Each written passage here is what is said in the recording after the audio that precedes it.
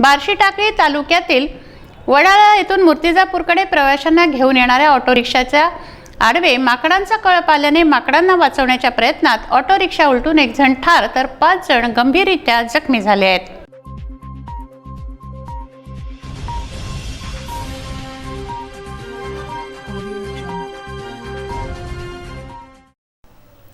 बार्शी टाकळी तालुक्यातील वडाळा येथून मूर्तिजापूरकडे प्रवाशांना घेऊन जाणाऱ्या ऑटोसमोर माकडांचा कळप आल्याने माकडांना वाचवण्याच्या प्रयत्नात ऑटो उलटला।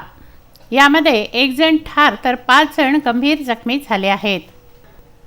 MH30 AF 403 क्रमांकाच्या ऑटोने हे प्रवासी मूर्तिजापूरकडे येत असताना कळमखेड फाट्याजवळ ऑटोसमोर माकडांचा कळप आडवा आला।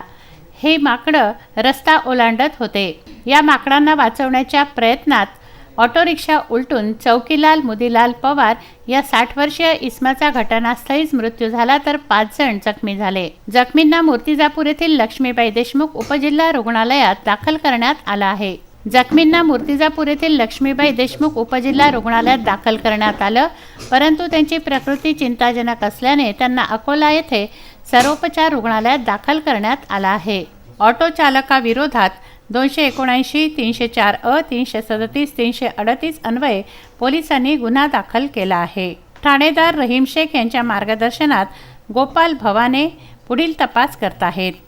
बाळासाहेब गणोरकर, विदर्भ न्यूज, मूर्तिजापूर।